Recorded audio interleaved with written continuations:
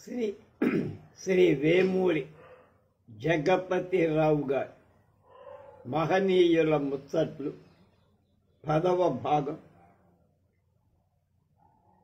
19/7/24 పరిశోధనాలయాన్ని పిరమిడ్గా నిర్మించుకున్న సివి రామన్ 1925లో డాక్టర్ సివి రామన్ ప్రముఖ పారిశ్రామికవేత్త జిడి బిర్లా ఒక ఉత్తరం రాస్తూ, నేను చేసే పరిశోధనకు కొన్ని పరికరాలు ఇతర దేశాల నుంచి దిగుమతి చేసుకోవాల్సి ఉంది. మీరు గనక దయతలిచి ఒక 20,000 రూపాయలు సహాయం చేస్తే నా పరిశోధన కొనసాగించి నోబెల్ బహుమతి సంపాదించగలను అనే గట్టి నమ్మకం అన్న బిర్లా వెంటనే ఆ మొత్తాన్ని చెక్కు ద్వారా పంపడం, సివి రామన్ తనకు కావలసిన విదేశీ పరికరాలన్నీ తెప్పించుకొని పరిశోధన చేసి రామన్ ఎఫెక్ట్ కనిపెట్టడం, అనుకున్నట్లుగానే 1930లో రామన్కు నోబెల్ బహుమతి రావడం జరిగిందంటే రామన్ తన కృషి మీద ఉన్న ఆత్మవిశ్వాసం ఎంతటిదో మనం గ్రహించవచ్చు. రామన్ నోబెల్ బహుమతి స్వీకరించటానికి వెళ్ళినప్పుడు కూడా మామూలుగా ఎప్పటిలాగానే తలపాగాతోనే వెళ్ళటమే కాక బహుమతి స్వీకరణ తరువాత మాట్లాడుతూ పక్కనే కూర్చున్న ఒకానొక బ్రిటిష్ మంత్రి వైపు కొర్ర చూస్తూ, ఈ నోబెల్ బహుమతి నేను నా పక్షాన కాక నా దేశస్థులందరి తరఫున, ముఖ్యంగా చెరసాలలో మగ్గుతున్న నా సోదర భారతీయుల తరఫున స్వీకరిస్తానని అన్నారంటే ఆ విజ్ఞాని యొక్క జాతీయత, దేశభక్తి ఎంత గొప్పవో మనకు అర్థమవుతుంది. 1888 నవంబర్ 7న జన్మించారు చంద్రశేఖర వెంకటరామన్. చంద్రశేఖర తండ్రి అన్నమాట. వెంకటరామన్ అసలు పుట్టింది తమిళనాడులో తిరుచునాపల్లి, త్రిచి అంటాం. అయినా విశాఖపట్నం ఏవిఎన్ కాలేజీలో లెక్చరర్గా పనిచేస్తూ ఉండటం వల్ల రామన్ బాల్యం విశాఖలో గడిచి, అందువల్లనే ఆయన తమిళంతో పాటు తెలుగు కూడా బాగా ధారాళంగా మాట్లాడారు. మిడిల్ స్కూల్లో చదివే రోజుల్లోనే రామన్ స్థానికంగా దొరికే సామగ్రితో దైనమో తయారు చేశారు. 18 ఏళ్ల వయస్సులో పరిశోధనా వ్యాసాలు వ్రాసి పత్రికలు పంపేవారు. రామన్ ఎంఏ చదవటానికి కాలేజీలో చేరాడే కానీ నిజానికి ఆయన క్లాసుకు హాజరైన మొత్తం మీద 10-15 రోజులు మాత్రం. మిగతా రోజుల్లో ఇంటి దగ్గరే పరిశోధనలు చేస్తూ ఎంఏ పూర్తి చేశారు. శారీరకంగా అర్భకుడవడం, ఇంకా పై చదువులకు విదేశాలకు వెళ్ళటం సాధ్యం లేదు. ఇది ఒక రకంగా మంచిదే. పుట్టిన గడ్డ మీదే స్వయం కృషితో, సొంత ఆలోచనలతో, దేశీయ పరికరాలతో పరిశోధనలు చెయ్యటానికి వీలు కలి. అకౌంటెంట్ జనరల్గా 10 ఏళ్లు పనిచేశారు రామన్. తర్వాత కలకత్తా యూనివర్సిటీలో 16 ఏళ్లు ప్రొఫెసర్ అయ్యారు. ఆ తర్వాత బెంగుళూరులో ఇండియన్ ఇన్స్టిట్యూట్ ఆఫ్ సైన్స్కు డైరెక్టర్గా ఉన్నారు. ఇండియన్ ఇన్స్టిట్యూట్ ఆఫ్ సైన్స్ నుంచి రిటైర్ కాగానే తన యావత్ ఆస్తి ఖర్చు పెట్టి బెంగుళూరులోనే రామన్ రీసెర్చ్ ఇన్స్టిట్యూట్ స్థాపించి అందమైన పూల తోటల మధ్య అన్ని హంగులు రామన్ పరిశోధనాలయం సర్వాంగ సుందరంగా నిర్మించింది. రామన్ మాటల్లో ఈ పరిశోధనాలయం నా స్మృతి చిహ్నం. ఈజిప్టు రాజులు తమ మరణానికి ముందే పిరమిడ్లు కట్టుకున్నట్టుగా ఈ పరిశోధనాలయమే నా పిరమిడ్ అన్నాడు. రామన్కు ఖనిజాలు, స్ఫటికాలు సేకరించడం ఒక హాబీ. ఆయన విదేశాలకు ఎప్పుడు వెళ్ళినా రకరకాల క్రిస్టల్స్ స్ఫటికాలు తెస్తూ ఉండేవారు. ఒకసారి ఆయన యూరప్ పర్యటన నుంచి వస్తూ పెద్ద మూటతో స్ఫటికాలు తెస్తున్నారు. విమానాశ్రయంలో ఈ మూట బోలెడు సర్ఛార్జీ కట్టాల్సి వచ్చి అందుకు సరిపడా డబ్బు తన దగ్గర లేకపోతే తన వద్ద ఉన్న మిగతా వస్తువులే కాక కట్టుబట్టలు కూడా విమానాశ్రయ అధికారులకు తాకట్టు పెట్టి అప్పటి స్ఫటికాల మూట తెచ్చుకున్నారు. రామన్ అత్యున్నత భారతదేశ అవార్డు భారత రత్న పొందారు. సోవియట్ దేశపు ఆర్డర్ ఆఫ్ లెనిన్ కూడా పొందారు. ఇక ఎన్ని విశ్వవిద్యాలయాలు డాక్టరేట్లు ఇచ్చాయో, ఎన్ని విదేశీ అవార్డులు మెడల్స్ వచ్చాయో లెక్కలేదు. భారతరత్న సివి రామన్ 1970 నవంబర్లో మరణించారు. ఆయన భౌతిక కాయాన్ని రామన్ పరిశోధనాలయం ఆవరణలోనే దహనం చేశారు. సెనేట్ మెంబర్ పదవి లభించడం కోతికి కొబ్బరికాయ లభించినట్లే అనిపించుకున్న విశ్వనాథ సత్యనారాయణ, కీర్తిశేషులు ప్రసిద్ధ కవులు విశ్వనాథ సత్యనారాయణ, పింగళి లక్ష్మీకాంతం గార్లకు సాహితీ పరంగానే కాక వ్యక్తిగతంగా కూడా అసూయ విద్వేషాలు. ఒకసారి ఆంధ్ర విశ్వవిద్యాలయం సెనేట్ ఎన్నికలు జరుగుతున్నాయి. పింగళి గారు అంతకు పూర్వం కూడా కొన్నిసార్లు సెనేట్ మెంబర్గా నిలబడి గెలిచారు. ఈసారి మాత్రం విశ్వనాథ గారితో పోటీ పడి ఓడిపోయారు. ఆ సందర్భంగా పరామర్శించటానికి వచ్చిన తన అభిమానులతో ఈ ఓటమి నాకైతే కరిమింగిన వెలగపండుగానే ఉంది, కానీ అతడికి అంటే విశ్వనాథ వారు సెనేట్ మెంబర్గా ఎన్నిక కావటం ఇదే మొదటిసారి. కోతికి దొరికిన కొబ్బరికాయరా అన్నట్టు ఆయనే చెప్పుకున్నారు. అష్టావధానికి అర్జెంటు పని కల్పించిన త్రిపురనేని రామస్వామి సంఘ సంస్కర్త హేతువాది కవిరాజు త్రిపురనేని రామస్వామి చౌదరి గారు లండన్లో బారిస్టర్ చదివే రోజుల్లో కూడా మామూలుగానే పంచెకట్టి తలపాగా చుట్టుకొని ఉండేవారు. ఆయన అద్దెకు ఉండే ఇంటావిడ ఈ పద్ధతికి నచ్చక ఆయనతో ఎక్కడ ఉండేటప్పుడు అక్కడి పద్ధతులు ఆచరించాలి, నువ్వు కూడా ఇక్కడిలాగా అందరిలాగా సూటు వేసుకు రాకూడదా అని ఒక సలహా పడేసి, మరి మీ ఇంగ్లీషు వాడు మా దేశం వచ్చిన మా పద్ధతుల ప్రకారం పంచా లుంగి కట్టరు ఎందుకని అని అడగా ఆమె మళ్ళీ ఎప్పుడు రామస్వామిని ఈ బట్టల విషయంలో ప్రశ్నించలేదట. రామస్వామి గారు లండన్లో ఉన్నప్పుడు కూడా మాంసాహారం తినేవాడు కాదు. తను ఉండే ఇంటికి ఎంతో దూరంలో ఉన్న శాకాహార హోటల్కి వెళ్ళి భోంచేసి వచ్చి బ్రాహ్మణ మత ద్వేషమత రామస్వామి గారు బ్రాహ్మణ ద్వేషిగా కొంతమంది ఆయన్ను అనుమానించేవారు, కానీ ఆయన నిజానికి బ్రాహ్మణ మతద్వేషి కానీ బ్రాహ్మణ వ్యతిరేకి మాత్రం కాదంటున్నారు జగపతిరావు. ఇందుకు నిదర్శనం తెనాలి మున్సిపల్ చైర్మన్గా ఆయన ఉన్న దాదాపు ఉద్యోగాలన్నీ బ్రాహ్మణులకే ఇచ్చి అంతకన్నా వేరే నిదర్శనం అక్కర్లేదట.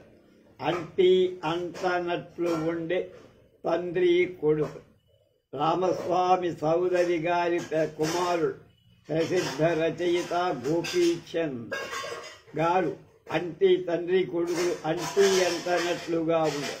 వాళ్ళిద్దరూ ఎదురు బొదురుగా ఏనాడు మాట్లాడుకోవాలి.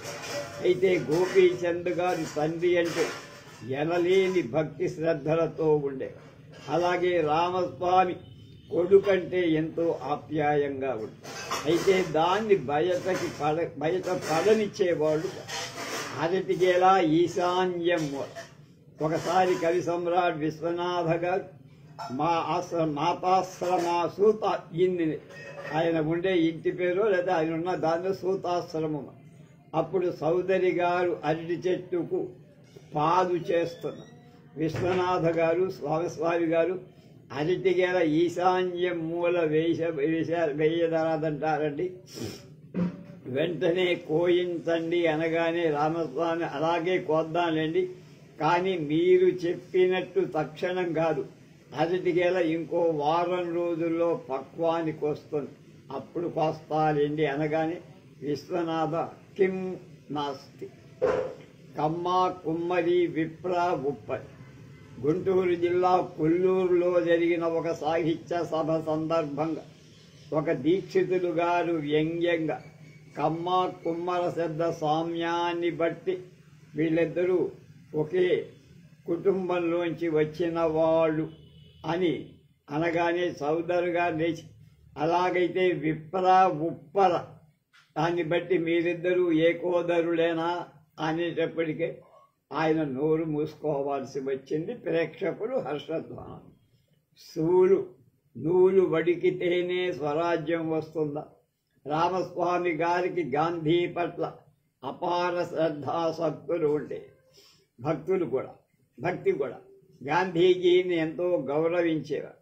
అయితే గాంధీజీ సిద్ధాంతాల పట్ల ఆయనకు అనుమానాలు.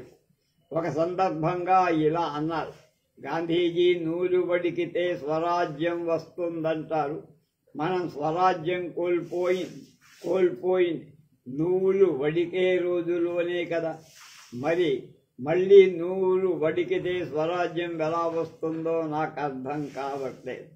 ఒక పెద్ద మనిషి రామస్వామి దగ్గరకు వచ్చి ఇంతకీ దేవుడు ఉంటాడనా లేడనా అని సూటిగా ప్రశ్నిస్తే, నేరం చేస్తేనే కోర్టుకు వెళ్ళాలి, అలాగే తప్పులు చేసేవాడే దేవుణ్ణి కొలుస్తాడు, సత్ప్రవర్తన కలిగిన వాడికి దేవుడితో పనిలేదు, పరమనాస్తికుడైన కవిరాజు త్రిపురనేని చివరి రోజుల్లో ఆస్తికుడిగా మారాలని, అంతేకాక రామనామ స్మరణ చేసేవారని ఆయన వ్యతిరేకులు ఒక పుకారు తీశారు. ఆ పుకారు వట్టిదని జనాన్ని నమ్మించటానికి రామస్వామి చివరి రోజుల్లో ఆయనతో సన్నిహితంగా ఉన్న కన్నెగంటి జగ్గయ్య గారు కె జగ్గయ్య ఎంతో ప్రయాసపడాల్సి వచ్చి చెల్లపిల్లవారి శిష్యులాయన రామస్వామి బాగా పేరులోకి వచ్చి అనేక చోట్ల సన్మానాలు అందుకుంటున్న రోజుల్లో హఠాత్తుగా చెల్లపిల్ల వెంకట శాస్త్రి గారి అభిమానులు ఈ రామస్వామి చెల్లపిల్లవారి శిష్యులే అంటూ పుకారు కూడా లేవదీశారు. ఈ పుకారు లేవదీయటంలో చెల్లపిల్లవారి పాత్ర స్వార్థం కూడా. వాస్తవానికి రామస్వామి గారు చెల్లపిల్లవారి శిష్యుడు కానే కాదు. అయితే రామస్వామి గారు బందర్లో చదువుతున్న రోజుల్లో చెల్లపిల్లవారు ఆయన క్లాసుకి తెలుగు పండితులుగా ఉండేవారు. పైగా ఆ రోజుల్లో చెల్లపిల్లవారు రామస్వామి గారి బ్రాహ్మణేతర కుర్రాడిగా కూడా చూసేవాడు. అంతకంటా వరగబెట్టింది ఏం లేదు. శ్రీరాముడికి 10 సంవత్సరం పెళ్ళా. రామస్వామి గారు తెనాల్లో ఉన్నంతకాలం ఎవరైనా పురాణ మత సంబంధమైన ఉపన్యాసాలు చెప్పటానికి జంకేవు.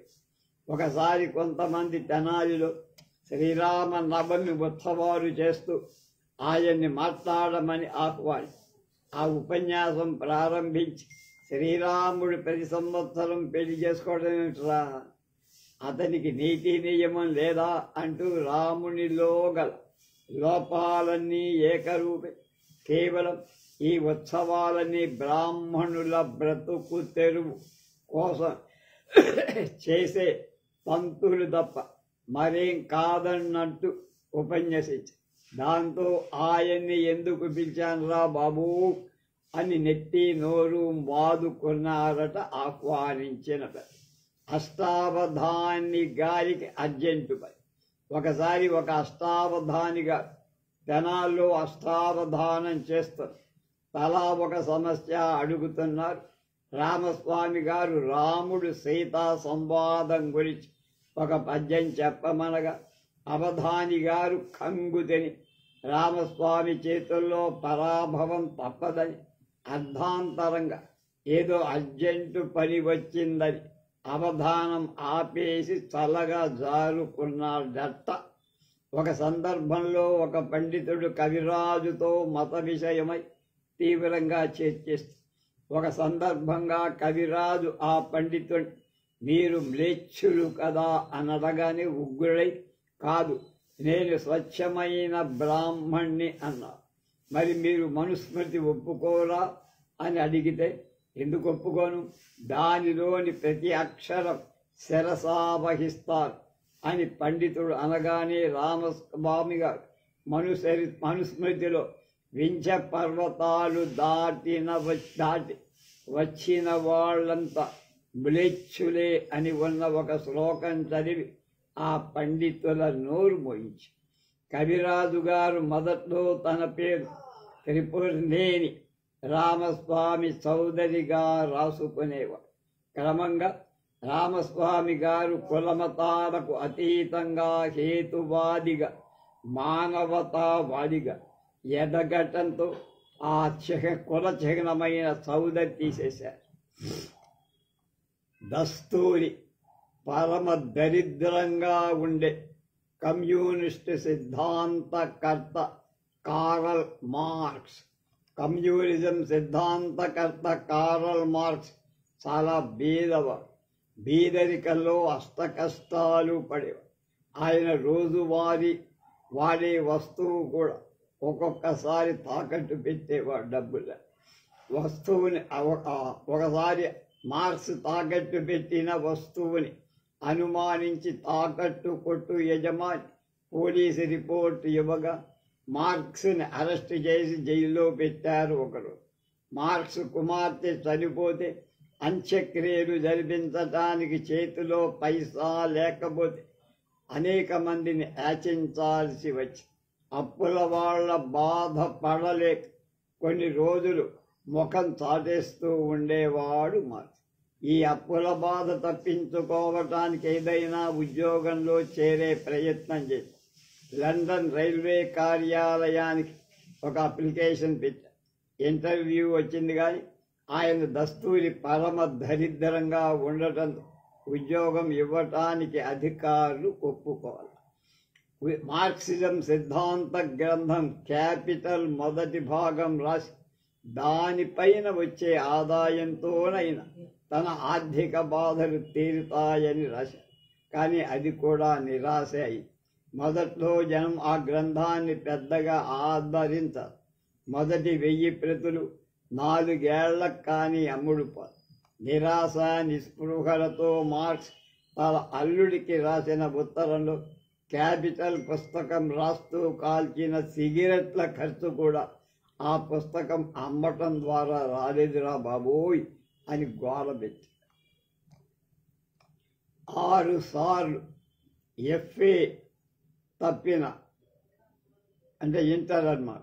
ప్రసిద్ధ పత్రికా సంపాదకుడు ముట్నూరి కృష్ణారావు, ప్రసిద్ధ పత్రిక కృష్ణాపత్రిక సంపాదకుడు ముట్నూరి కృష్ణారావు ఎఫ్ఏ ఇంటర్మీడియట్ 6 సార్లు తప్పారు.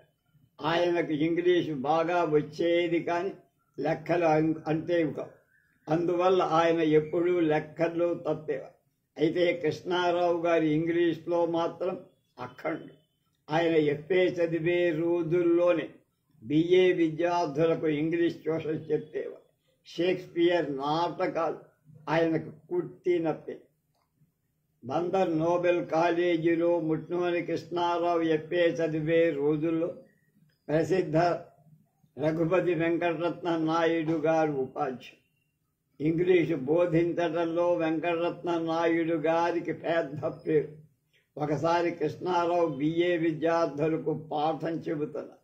అటుగా వెళుతున్న వెంకటరత్న నాయుడు గారు కృష్ణారావు గారి ఆంగ్ల పాండిత్యానికి ముగ్ధులై ఆ పళంగా గంటసేపు చాటుగా నిలబడి విన్నారు. కృష్ణారావు పాఠం కాగానే వెంకటరత్న నాయుడు ఆనందం పట్టలేక కృష్ణారావు గారిని కౌగలించుకొని నాకంటే విద్యార్థివైన నువ్వే పాఠం బాగా చెప్పావయ్యా అంటూ ఎంతగానో మెచ్చుకున్నారు. నెలకు 100 రూపాయలు. ముట్నూరి కృష్ణారావు గారు కృష్ణాపత్రిక సంపాదకత్వం వహించే రోజులు ఖర్చులన్నీ పోను నెలకు 100 రూపాయలు మాత్రమే మిగిలి సాదాగా మితవ్యయంతో ఈ 100 రూపాయల్లోనే కుటుంబ పోషణ చేసుకునేది. ఆర్థికవేత్త, వ్యాపార దృష్టి కలిగిన పట్టాభి సీతారామయ్య గారు ఒకసారి కృష్ణారావు గారితో 3-4 వేల రూపాయలు ఖర్చు పెట్టి ప్రెస్ పెద్దది చేసి కృష్ణాపత్రిక సర్క్యులేషన్ పెంచితే మరో 300 దాకా సంపాదించచ్చు కదా. అంటే నేను కృష్ణాపత్రిక వ్యాపార దృష్టిలో నడపటం లేదయ్యా పట్టాభి, 100 రూపాయలు మా కుటుంబానికి చాలకపోవు అని మొహమాటం లేకుండా సమాధానం చెప్పారు. పత్రికా సంపాదకులకు ఆదర్శప్రాయుడు ముట్నూరి. మామూలు కృష్ణారావు, సంపాదకుడు కృష్ణారావు. ముట్నూరి కృష్ణారావు గారి కృష్ణాపత్రికను ఎంతో దీక్ష దక్షతతో నిర్వహించేవారు. సంపాదకత్వం ఒక తపస్సుగా భావించి ఆయన సంపాదకీయాలు రాసేటప్పుడు స్వపర భేదం లేదు. సంపాదకుడి కుర్చీలో ఉన్నంతసేపు రాగద్వేషాలకు అతీతంగా ప్రవర్తి అవసరమైతే తన సన్నిహిత మిత్రులను విమర్శించటానికి కూడా వెనుకాడేవారు. కృష్ణారావు గారు పట్టాభి సీతారామయ్య గారు అత్యంత సన్నిహితులు, మంచి మిత్రులు. ఒకసారి ఏదో సందర్భంగా కృష్ణారావు తన సంపాదకీయ పట్టాభిని దులిపేశారు. అందుకు పట్టాభి గారు ఎంతో బాధపడి ఈ విషయం రైతు నాయకుడు కృష్ణా జిల్లా వాడు ఘంటసాల వాడైన గొట్టిపాటి బ్రహ్మయ్య గారితో చెప్పుకొని పట్టాభి గారి ఆవేదన బ్రహ్మయ్య గారు కృష్ణారావు గారితో చెప్పగా అందు కృష్ణారావు గారు సంపాదకుడిగా ఈ కుర్చీలో ఉన్నంతసేపు నాకు శత్రు మిత్రు భేదం లేదు.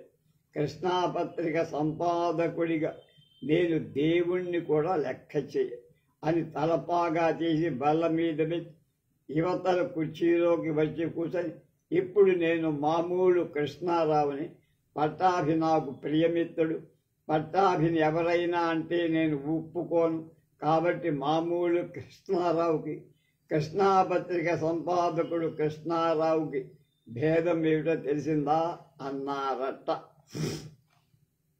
లంచాలు తినే మేజిస్ట్రేట్ బుద్ధి చెప్పిన దేశభక్త కొండా వెంకటప్పయ్య పంతులు, ప్రముఖ స్వాతంత్ర సమర యోధులు, కాంగ్రెస్ నాయకులు దేశభక్త కొండా వెంకటప్పయ్య పంతులుగా విద్యార్థిగా ఉన్న రోజుల్లో జరిగిన ఒక సంగతి. కొండా వెంకటప్పయ్య అప్పుడు గుంటూరులో మెట్రిక్ చదువుతారు. ఆ రోజుల్లో గుంటూరులో వెంకటప్పయ్య పంతులు చదివే మిషన్ పాఠశాల డాక్టర్ యాలు అనే క్రైస్తవ పాదరి హెడ్ మాస్టర్గా ఉండేవారు. వెంకటప్పయ్య పంతులంటే ఆయనకి ప్రత్యేకం అభిమానంగా ఉండేది. వెంకటప్పయ్య కూడా డాక్టర్ యాలు పట్ల ఎంతో గౌరవ ప్రపత్తులతో ఉండేది. వెంకటప్పయ్య తరచుగా డాక్టర్ యాలు ఇంటికి కూడా వెళ్ళేవారు. డాక్టర్ యాలు భార్య యాలు దొరసాని కూడా వెంకటప్పయ్య పట్ల పుత్ర వాత్సల్యంతో ఉండేది. క్రైస్తవ మతంలో చేరాలని ఉబల. డాక్టర్ యాలు ఆయన భార్య కూడా క్రైస్తవ మతం పట్ల ప్రగాఢ అభిమానంతో ఉండే. ప్రతి పని క్రీస్తు పేరు మీదగా చేశారు. హిందువులు ఎవరైనా క్రైస్తవ మతంలో చేరతామంటే వాళ్ళిద్దరికీ పరమానందంగా. డాక్టర్ యాలు ఇంటికి ఎదురుగా వచ్చిపోతూ ఉండే వెంకటప్పయ్య డాక్టర్ యాలు ఆయన భార్యపై ఎంతో గురి కుదిరి వారి మంచితనం తనపై చూపే వాత్సల్యానికి ఎంతో ముగ్ధుడై ఒకరోజు హఠాత్తుగా తాను కూడా క్రైస్తవ మతంలో చేరతానని యాలు దొరసాని చెప్పేటప్పటికి ఆయన ఆమె ఒక్క పరుగున బయట వరండాలో కూర్చొని చదువుకుంటా యాలుకు కూడా ఈ విషయం చెప్పి అంతటితో ఆగకుండా క్రైస్తవ మతం తీసుకోవటానికి ఇంతకన్నా మంచి ముహూర్తం లేదని వెంకటప్పయ్యతో దంజం తీసేయి, ఇప్పుడే క్రైస్తవ మతం తీసుకోవడానికి ఏర్పాటు చేస్తానంటూ అదే పనిగా తొందర పెట్టడం మొదలు. డాక్టర్ యాలు మాత్రం భార్యను ఆపుతూ వెంకటప్పయ్యతో, తొందరేం లేదు నాయన, నువ్వింకా కుర్రాడివి, ఇంటికి వెళ్ళి మీ అమ్మ నాన్న బంధువులను సంప్రదించిరా, వాళ్ళు కూడా దీనికి అంగీకరిస్తేనే క్రైస్తవంలోకి మారుదు గాని అని సర్ది చెప్పి పంపాడు. Be a good Hindu. ఈ విషయం వెంకటప్పయ్య గారి ఇంటి వద్ద తెలిసి నానా రత్సాయి. తల్లిదండ్రులు నెత్తి నోరు బాదుకు, పవిత్ర బ్రాహ్మణ కుటుంబంలో జన్మించిన నీకేమేం బుద్ధులురా అని వెంకటప్పయ్య మీద విరుచుపడు. సంగతి తెలిసిన బంధువులు కూడా వచ్చి క్రైస్తవ మతం తీసుకోవద్దని వెంకటప్పయ్య మీద ఒత్తిడి. అయినా వెంకటప్పయ్య తన పట్టు విడవకపోవటం. వెంకటప్పయ్యకు ప్రాథమిక పాఠశాల విద్యాబుద్ధులు నేర్పిన కొండుభట్ల సుబ్రహ్మణ్య శాస్త్రి గారిని తీసుకొచ్చి, సుబ్రహ్మణ్య శాస్త్రి గారంటే వెంకటప్పయ్యకు చాలా గురి. ఆ వచ్చిన సుబ్రహ్మణ్య శాస్త్రి వెంకటప్పయ్యను ఒంటరిగా బయటికి తీసుకెళ్ళి, బాబు నువ్వు ఇంకా చిన్నవాడు, శాస్త్ర ప్రవేశం లేనివాడు, హిందూ మతం గొప్పతనం గురించి తెలియనివాడు, ఏం తెలియకుండా క్రైస్తవ మతంలో చేరే బదులు ఒక పంచి హిందూ మత గ్రంథాలు, క్రైస్తవ మత గ్రంథాలు బాగా చదివిన తర్వాత నీకు హిందూ మతం నుంచి క్రైస్తవంలోకి మారాలనిపిస్తే అలా అని చెప్పిన తర్వాత గురువు గారు చెప్పింది కూడా సమంజసంగానే ఉందని భావి వెంకటప్పయ్య తన పట్టుదల సడలి. ఇది జరిగిన తర్వాత వెంకటప్పయ్య యాలు గారి ఇంటికి వెళ్ళి జరిగిందంతా విశాల హృదయుడైన డాక్టర్ యాలు కూడా అందుకు చాలా సంతోషించి, మీ గురువు సుబ్రహ్మణ్య శాస్త్రి గారు చెప్పిన మాటలో తప్పులేదు రాబాయ్, ముందు నువ్వు శాస్త్ర పరిజ్ఞానాన్ని పెంచుకో, అన్ని మతాల గ్రంథాలు చదువు, నువ్వు క్రైస్తవుడిని కావాలనే అవసరం లేదు, మంచి హిందువు, బి ఏ గుడ్ హిందూగా ఉండు అన్నాడు. అలాగే వెంకటప్పయ్య గారు జీవితాంతం మంచి హిందువుగానే ఉంది. నూతన గృహంలో తద్య. కొండా వెంకటప్పయ్య గారు గుంటూరులో 1917లో కొత్త ఇల్లు కట్టుకున్నారు. గృహ ప్రవేశం సందర్భంగా విందు చేశారు. ఆ రోజుల్లో ఇంగ్లాండ్ వెళ్ళి వచ్చిన వారు మైల పడిన వాళ్ళుగా భావిస్తారు సనాతన బ్రహ్మ. అప్పట్లో గుంటూరు నుండి నడింపల్లి లక్ష్మీ నరసింహారావు, పొంగలూరు తల్పశాయి చదువుల నిమిత్తం ఇంగ్లాండ్ వెళ్ళి వచ్చారు.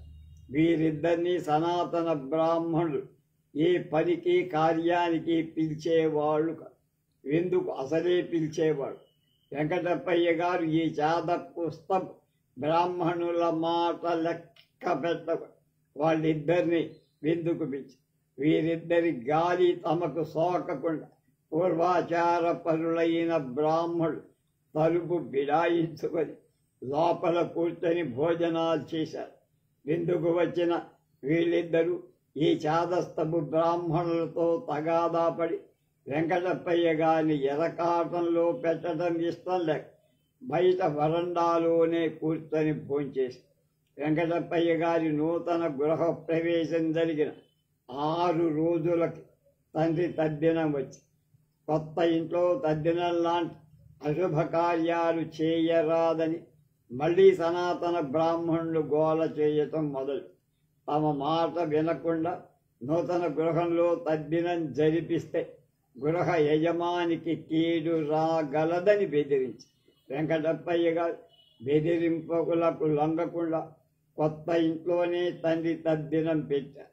ఆ విధంగా వెంకటప్పయ్య గారు జీవితాంతం చాదస్తపు హిందువుగా కాకుండా మంచి హిందువుగా ఉండి లంచాలు తీసుకునే మ్యాజిస్ట్రేట్ దేశభక్త కొండా వెంకటప్పయ్య గారు బందర్లో న్యాయవాదిగా ఉన్నప్పుడు సంగతి జరిగింది. పశువులను గ్రామాధికారులు బందెల దొడ్లోకి తోలుకుపోతుండగా ఒకానొక రైతు తమకు అడ్డం తగిలాడని నేరారోపణపై అవనిగడ్డ మ్యాజిస్ట్రేట్ కోర్టులో కేసు దాఖలై మ్యాజిస్ట్రేట్ ఆ రైతును జైల్లో పెంచి తర్వాత రైతు వద్ద 100 రూపాయలు లంచం పుచ్చుకొని విడుదల చేశారు.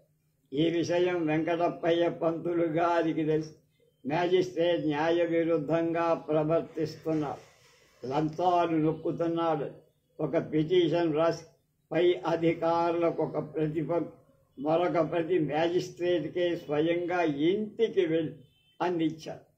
మ్యాజిస్ట్రేట్ ఇందుకు మండిపడి తనపై వ్యక్తిగత దూషణ చేస్తూ కోర్టు ధిక్కార నేరం చేశాడు. పంతులు గారిపై కేసు బనాయించి వారిపై వెంకటప్పయ్య మ్యాజిస్ట్రేట్ చర్యపై హైకోర్టులో అప్పీల్ చేయగా ప్రఖ్యాత న్యాయవాది కృష్ణస్వామి అయ్యర్ తన తరఫున వాదించటానికి తెచ్చుకున్నారు. హైకోర్టులో ఈ పిటిషన్ విచారించి వెంకటప్పయ్య పంతులు గారు ఎటువంటి కోర్టు ధిక్కార నేరం చెయ్యలేదని తీర్పు చెప్పి మ్యాజిస్ట్రేట్ కేసు కొట్టివేయటమే కాక మ్యాజిస్ట్రేట్నే మందలించారు. గురి తెలియని వాళ్ళు అధికారంలోకి వస్తే ఏం పాలిస్తారు అంటే ప్రభుత్వం ఎలా నడుపుతారు. మనం 5 ఏళ్ళు అనుభవించాం కదా. అయ్యదేవర కాళేశ్వరరావు గారి గురించి ఇదంతా ప్రముఖ స్వాతంత్ర సమర యోధులు అయ్యదేవర కాళేశ్వరరావు గారు బందర్లో ఒకసారి ఎన్నికల సభలో మాట్లాడుతున్నారు. ఎక్కడ నుంచో ఒక రాయి వచ్చి వేదిక గుంజకు తగిలి కాళేశ్వరరావు గారు తొణక్కుండా బెడక్కుండా పాపం ఆ రాయి విసిరిన వాడికి గురి చూసి కూడా కొట్టడం కూడా తెలియదు. నాకు తగలాల్సింది పంచదరి గుంజకు తగిలి నా ముఖానికి కొట్టబోయి వేదిక గుంజకు కొట్టాడు. ఇటువంటి గురి తెలియని మనిషి అధికారంలోకి వస్తే ఏం పాలిస్తారు. ఈ పుస్తకంలో ఒక తమాషా జరిగింది.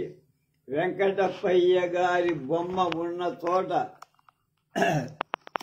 అయ్యదేవర కాళేశ్వరరావు గారి బొమ్మ, కాళేశ్వరరావు గారి దగ్గర వెంకటప్పయ్య గారి బొమ్మ వేశారు. ఇప్పుడు మనం అయ్యదేవర కాళేశ్వరరావు గురించి చెప్పుకుంటున్నాం. ఇక్కడ వేసిన బొమ్మ కొండా వెంకటప్పయ్య గారి బొమ్మ. పొరపాటు జరిగిందన్నమాట. అలాగే ఇప్పటిదాకా ఆయన గురించి చెప్పాం. వెంకటప్పయ్య గారి దగ్గర అయ్యదేవర వారి బొమ్మ వేశారు. పొరపాటు జరుగుతుంటాయి, అలా తప్పదు. ఇదిగో ఇది అయ్యదేవర కాళేశ్వరరావు గారి కొండా వెంకటప్పయ్య గారి వ్యాసం. ఈ వ్యాసంలో అయ్యదేవర వారి బొమ్మ వేశారు. దీనికి అది దానికి ఇది పడింది పొరపాటు.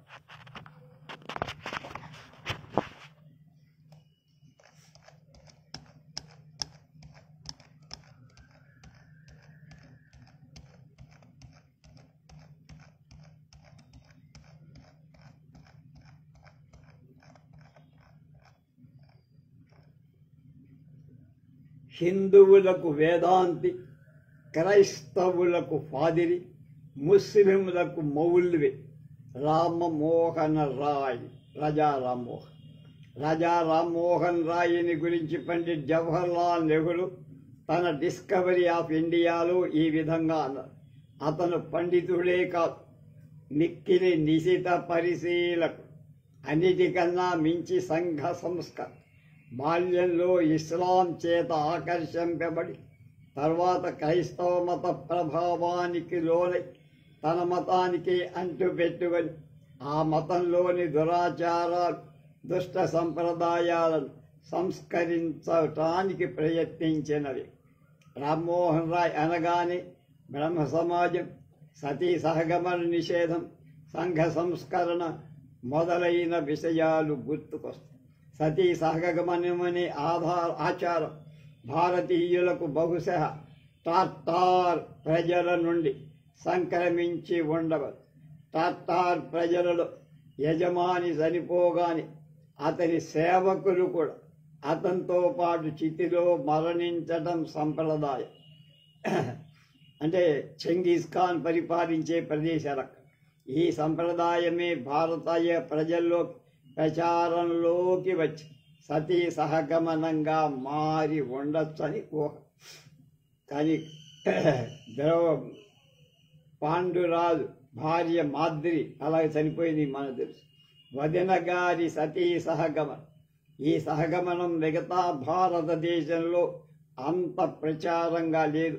కానీ బెంగాల్ రాష్ట్రంలో ముఖ్యంగా ఉన్నత కుటుంబాలు అదొక ఆచారంగా పాటింపబడి ఒక్క కలకత్తా నగరంలోనే 1828లో 300 మంది పైచిలుకు వితంతువులు 1815 నుంచి 1817 వరకు 1500 మంది సహగమనం ఆచరించారని రికార్డు.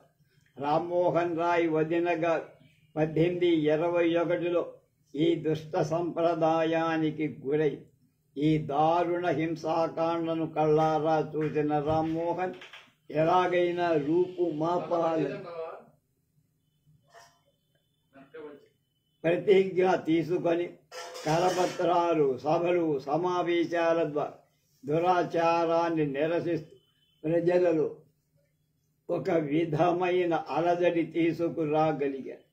బ్రిటిష్ పాలకుల వద్దకు రాయబారంగా వెళ్ళి దీన్ని నిషేధించాల్సిన అవసరాన్ని గురించి వివరించి సహృదయుడైన బెంటిక్ ప్రభు అతడి వాదాన్ని సావధానంగా విని 1829లో సతీ సహగమనాన్ని శాసన నిషిద్ధం చేశారు.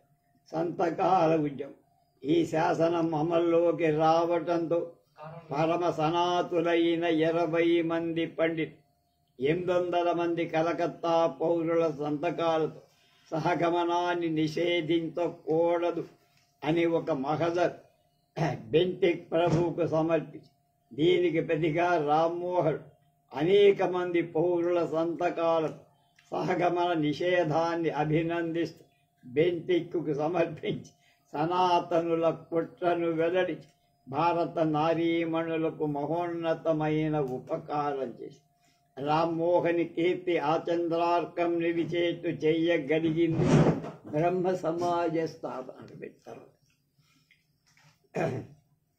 ఈ సమాజ కార్యాలయాన్ని ఒక ఇంటిని ఖరీదు చేసి 1830లో జనవరి 2న బ్రహ్మపుర మందిరాన్ని ధర్మకర్తలు ఏర్పడి ఈ బ్రహ్మ మందిరపు దానపత్రాలు పేర్కొన్న నియమాలను బట్టి అతని ఆశయాలు ఎంత ఉన్నతమైనవో అర్థమవు. ఈ పత్రంలో పేర్కొన్న అనేక విషయాలు కొన్ని ఈ మందిరంలో ఏ విగ్రహం కానీ శిల కానీ చిత్తరు అంటే ఫోటో కానీ పెయింటింగ్ కానీ ఏ స్వరూపమైన చిహ్నం కానీ ఉండరు. బలులు నైవేద్యాలు ఇక్కడ పనికిరావు. ఆవరణలు మతాచారం కొరకు ఆహారం కోసం ఎలాంటి జీవహింస చెయ్యరా. సర్వమతాల అంగీకారంలో ఉండే ప్రసంగాలు, ఉపదేశాలు, ప్రార్థనలు తప్ప ఎలాంటి దుష్ప్రచారం పనికిరావు. దేశ భాషా పత్రికలకు పితామహుడు రాజా రామ్మోహన్ రాయ్ దేశ భాషా పత్రికలకు పితామహుడు. 1821లో ప్రచురించిన బెంగాలీ వారపత్రిక దేశ భాషలలో మొదటిది. అది ఇంకా అనేక పత్రికలు బెంగాలీ, ఇంగ్లీష్, పారసీక భాషల్లో ప్రచురించాడు. అంతేకాక పత్రికా స్వాతంత్రం కోసం పాటుబడిన వాళ్లలో రాయ్ ప్రథముడు. 1823లో ప్రభుత్వం కలకత్తా జనరల్ సంపాదకుడు బకింగ్హామును దేశం నుండి వెడలగొట్టిన తర్వాత పత్రికల మీద తీవ్ర నిర్బంధాలు విధించి గవర్నర్ జనరల్ అనుమతి లేకుండా ఏ పత్రిక ప్రచురించరాదని శాసనం చేసి దీనికి వ్యతిరేకంగా రామ్మోహన్ తీవ్ర ఆందోళన చేసి అనేక మహజర్లు పిటిషన్లు ప్రభుత్వానికి సమర్పించి 1836లో తిరిగి పత్రికా స్వాతంత్ర పునరుద్ధరణ జరగటం ఆయన కృషి ఫలితం. ఫ్రెంచి విప్లవాల పట్ల ఆనందం, అప్పట్లో భారతదేశ విముక్తి కోసం ప్రత్యేకంగా పాటుపడకపోయిన రామ్మోహన్ రావు స్వతంత్రిచ్చి దేశభక్తి నిరుపమానమై ఫ్రెంచి విప్లవకారుల విజయ వార్తలు చదివి ఆనందించేవారు. దక్షిణ అమెరికా స్పెయిన్ మీద తిరుగుబాటు చేసి జయం పొందినప్పుడు ఆనందాతిశయంతో స్నేహితుల్ని పిలిచి గొప్ప విందు చేసి సోదర మానవుల సంతోషంతో తాను కూడా భాగం పంచుకున్నారు. రామ్మోహన్ రాయ్కి వివిధ భాషలలో గల పాండిత్యం అపారం. అరబ్బీ, పర్షియన్, ఇంగ్లీష్ మొదలైన 10 భాషల్లో విశేష పాండిత్యం ఉండేది. సుప్రసిద్ధ ఆంగ్ల తత్వవేత్త జెర్మీ బెంతోహామ్ రామ్మోహనుడి ఒకానొక గ్రంథం పరిశీలించి గ్రంథకర్త పేరు చూడకపోతే ఈ గ్రంథం ఎవడో ఇంగ్లీష్ పండితుడు రాసి ఉంటాడని అనుకునేవాణ్ణి అని రాయికి ఉత్తరం రాసి హిందువులకు వేదాంతి, క్రైస్తవులకు ఫాదరి, ముస్లింలకు మౌలి. రామ్మోహనుడు హిందువులకు ఒక వేదాంతిగా, క్రైస్తవులకు ఫాదరిగా, మహమ్మదీయులకు మౌల్వీగా కనిపించి వీటన్నిటినీ మించి అన్ని మతాలు క్షుణ్ణంగా పరిశీలించిన పండితుడు. మానియర్ విలియమ్స్ మాటల్లో చెప్పాలంటే వివిధ మతాల తారతమ్య జ్ఞానాన్ని నిశితంగా పరిశీలించిన వాడు రామ్మోహన్. దురాచారాలు, మూఢనమ్మకాలు ఏ మతంలో ఉన్నా ఒప్పుకునేవాడు కాదు. అందువల్లనే ఒక్కొక్కప్పుడు హిందూ సనాతనులతో, మరొకప్పుడు క్రైస్తవ మతోన్మాదులతో కూడా వాగ్వాదానికి దిగాడు. రామ్మోహన్ రాయ్ ఆంగ్ల విద్యా వ్యాప్తికి ఎంతో తోడ్పడి 1817 కలకత్తాలో స్థాపింపబడిన హిందూ కళాశాల ఆయన కృషి ఫలితం. రామ్మోహన్ సంస్కరణలు ఏ ఒక్క రంగానికే పరిమితమైంది కావు, సర్వతోముఖమై. ఆ రోజుల్లో ప్రజాస్వామ్యానికి అందుబాటులో ఉన్న సారస్వతం అంటే సాహిత్యం లేదు, పద్య కావ్యాలు తప్ప గద్యాలు లేవు, వచనం. అలాంటి స్థితిలో ప్రజలకు సుబోధకంగా అర్థం అవ్వటానికి వచనంలో రచనలు చేసి ఆధునిక వంగ పితామహుడు అనిపించారు. Father of modern Bengali literature. ఒక్క చొక్కా 2 లాగుల Abraham Lincoln, Abe Lincoln Springfield వీధుల వెంట ముతక బట్టలతో తిరిగే అనాకారి కొద్దిపాటి వకీలు అబ్రహాం లింకన్ అమెరికా అధ్యక్షుడు కాగలడని, జాతిని సమైక్యంగా ఉంచగలడని ఎవడు అనుకో. లింకన్ అధ్యక్షుడిగా ఎన్నుకోబడిన నాటి దక్షిణ Carolina, Alabama, Mississippi, Florida, Louisiana మొదలైన రాష్ట్రాలు యూనియన్ నుంచి విడిపోయి వేరే ప్రభుత్వాన్ని ఏర్పాటు చేసుకొని ఈ దక్షిణ కెరోలినా అంటే సౌత్ కెరోలినా, ఇప్పుడు మా అమ్మాయి వాడు ఉండే నార్త్ కెరోలినాకి పక్కనే ఉండు. నార్త్ కెరోలినా షార్లెట్లో మావాడు, షార్లెట్లో కొంత దూరం పోతే అది సౌత్ కెరోలినా అయిపోతుంది. అక్కడ పెట్రోల్ రేటు తక్కువ, గ్యాస్ అంటారు, ఆ రేట్లు తక్కువ. నార్త్ కెరోలినాలో రేట్లు, అది తేడా.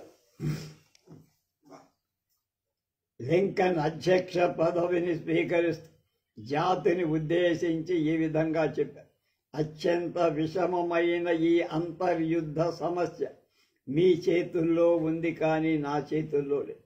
అంతర్జాతీయ ధర్మరక్షణకేమి, రాజ్యాంగ చట్ట రక్షణకేమి ఈ రాష్ట్రాల యూనియన్ నిరంతరంగా కొనసాగాల్సిందే. వాషింగ్టన్ స్వామి ఎందుకు ఏర్పాటు చేసాడో ఆ లక్ష్యం ఇప్పుడు మనం పోగొట్టుకో. ఏ రాష్ట్రం కూడా తన ఇష్టం వచ్చినట్లు ప్రవర్తించి విడిపోయే ప్రయత్నం చెయ్యరాదు అన్నారు. నిగ్రోల శ్రేయోభిలాష, ఇది ఆయన దృఢ నిశ్చయం.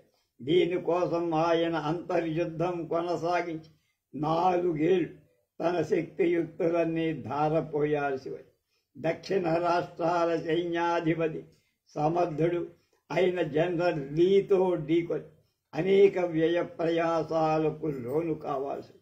దక్షిణాది వారు తమ తాత ముత్తాతలు సంపాదించిన స్వాతంత్ర రక్షణకై పోరాడుతున్నామని భావించారు.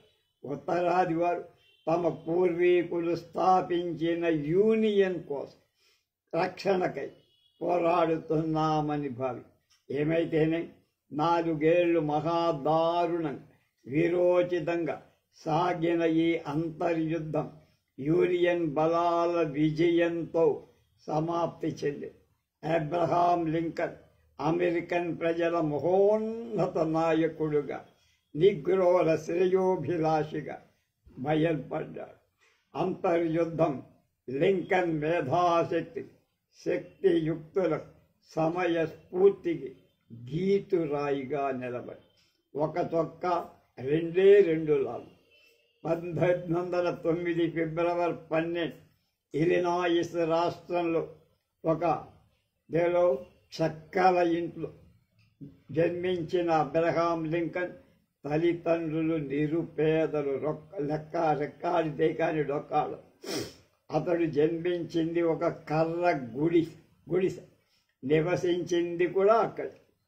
వాడికొన్నది ఒకే ఒక చిన్న తలు, ఒకే కిటికీ, పడుకోవటం ఎండు ఆకులపై, కాళ్లకు చెప్పులు లేవు, ఒక చొక్క 2 లాగు. అడవికి వెళ్ళి పుల్లలు నరుక్కుని వస్తూ ఉండేవాడు. ఆ ప్రాంతంలో పుస్తకాలు దొరకటమే గగనం. దొరికిన పుస్తకం మాత్రం ఆశాంతం చదివేవాడు వరకు వదిలేవాడు. రాత్రులు చాలాసేపు మేల్కొని చదువుతోనూ ఆలోచిస్తూనూ గడిపేవాడు. లింకన్ అనేక వృత్తులు చేపట్టాడు. దేనిలో కూడా ప్రోగ్రెస్ ముందుకెళ్ళ. కొన్నాళ్ళు ఒక షాప్ పెట్టాడు. అమ్మకం చేత కాక అప్పుల పాలు. కొన్నేళ్ళు వరకు అవి తీర్చడంతోనే సరి. కొన్నాళ్ళు పడవలు నడిపారు.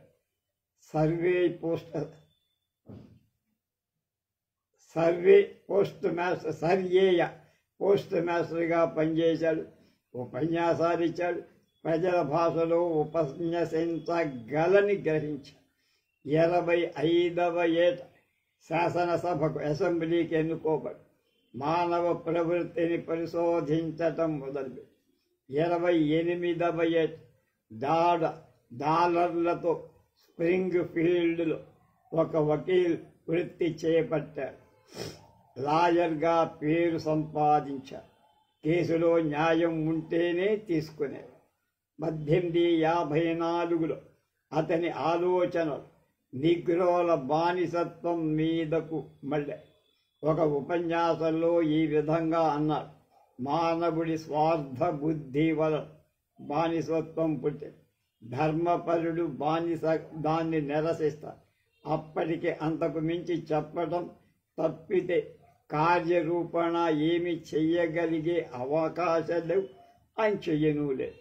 1858 4 ఏళ్ల తర్వాత స్టీఫెన్ ఓ డగ్లస్తో సెనేటుకు పోటీ చేసి ఓడిపోయిన అతడు ప్రచార సందర్భంలో మాట్లాడిన మాటలు ప్రజా హృదయాల్లో ఆలోచనలు రేకెత్తించి అతడి భావి కర్తవ్యాన్ని ఆనాడే పునాది పడి నిగ్రోల విముక్తి, ప్రజాస్వామ్యం, యూనియన్ కలిసి ఉండడం మొదలైన విషయాలు అతని స్పష్టమైన అభిప్రాయాలు దేశ ప్రజలలో ప్రచారం కాజొచ్చాయి.